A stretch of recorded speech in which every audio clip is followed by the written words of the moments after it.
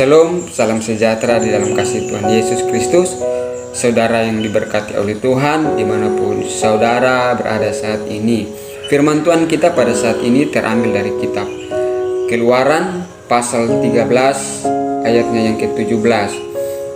Sekali lagi, Keluaran pasal 13 ayatnya yang ke-17. Allah menuntun umatnya. Setelah Firaun membiarkan bangsa itu pergi, Allah tidak menuntun mereka melalui jalan ke negeri orang Filistin, walaupun jalan ini yang paling dekat. Sebab firman Allah, jangan-jangan bangsa itu menyesal apabila mereka menghadapi peperangan, sehingga mereka kembali ke Mesir. Saudara yang diberkati oleh Tuhan, setelah 10 tulah dijatuhkan Allah kepada orang Mesir dan Firaun, maka Firaun mengambil keputusan dan membiarkan orang Israel pergi keluar dari tanah Mesir. Lalu Allah menunjuk Musa dan memimpin umatnya, dan mereka berjalan keluar dari Mesir. Nah, saudara yang diberkati oleh Tuhan, ada jalan yang dekat dari Mesir menuju ke Kanaan, saudara. Ada jalan yang paling dekat, itu bisa hanya menghabiskan waktu kurang lebih 4 atau 5 hari. Itu jalan yang paling dekat. Tetapi Allah menuntun umatnya melalui jalan yang lain, jalan yang berputar-putar di padang gurun.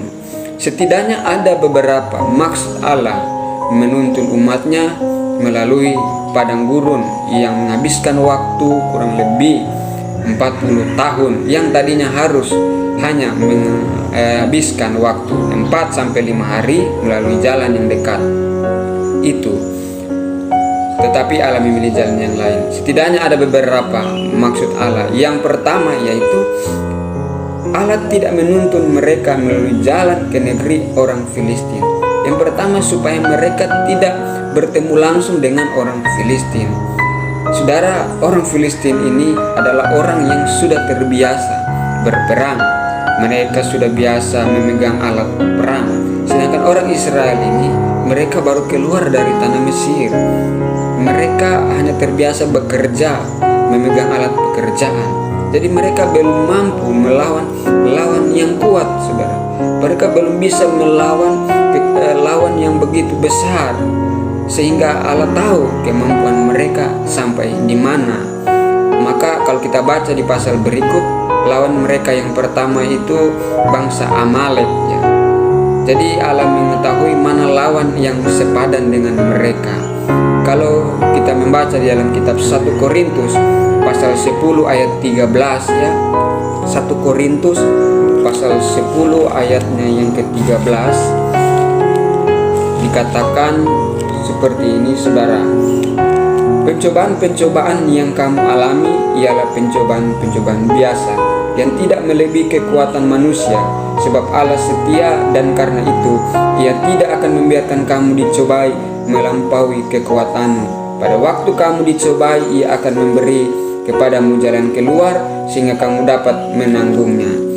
Jadi saudara yang diberkati oleh Tuhan, Allah mengetahui sampai di mana kekuatan manusia. Dia memperhadapkan kita dengan masalah yang sebenarnya dapat kita tanggung, saudara. Tidak ada yang diperhadapkan Tuhan melebihi dari kekuatan kita. Bahkan Allah memberi kita jalan keluar saat kita menghadapi lawan, atau dengan kata lain, lawan di sini masalah yang kita hadapi. Tuhan tahu sampai di mana kekuatan kita. Dan yang kedua, saudara, Allah menuntun umatnya orang Israel itu melalui jalan yang lain.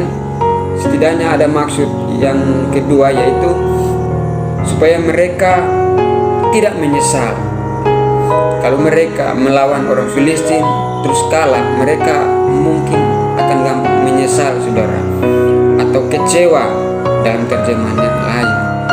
Nah, saudara yang diberkati oleh Tuhan, Allah mungkin, atau dalam kehidupan ini Allah memilih jalan hidup kita yang kayaknya terasa sulit, sukar, tetapi ada maksud Allah di dalamnya, yaitu supaya menghindarkan umatnya, orang percaya, dari rasa penyesalan, dari rasa kecewa yang besar yang mungkin tidak akan dapat ditanggung oleh umatnya.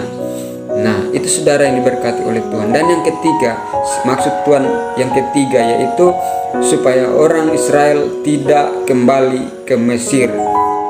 Ya, ketika mereka akan berperang nanti, kalau mereka langsung lawan orang Filistin dan mereka menyesal, ada kemungkinan mereka akan kembali ke Mesir. Ya, dan di pasal-pasal selanjutnya saudara, memang mereka selalu bersungut-sungut kepada Musa. Mereka ingin kembali ke Mesir. Mereka katakan, Musa, lebih baik kita kembali ke Mesir daripada mati di padang gurun ini dan sebagainya. Nah, saudara diberkati oleh Tuhan, umat Israel di sini waktu itu belum terbiasa menghadapi proses daripada Tuhan, sehingga mereka mungkin mudah menyesal dan kembali ke Mesir. Di Mesir adalah tempat pada waktu itu penyembahan berhala. Di Mesir pada waktu itu digambarkan dengan keadaan dunia. Nah, Tuhan tidak mau umat-umatnya setelah dibebaskan, setelah diselamatkan, umat-umatnya akan kembali lagi ke kehidupan yang tidak baik, kembali ke hal-hal yang tidak berkenan di hadapan Tuhan. Itu sebabnya Allah memilih jalannya, dan jalan Tuhan adalah jalan yang terbaik.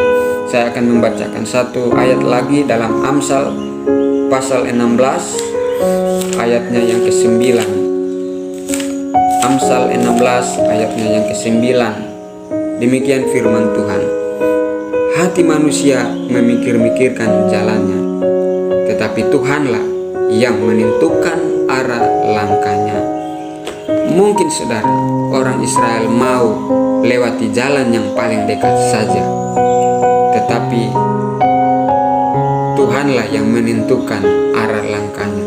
Tuhan menentukan langkah mereka harus berputar melewati padang gurun dengan kurun waktu yang begitu lama.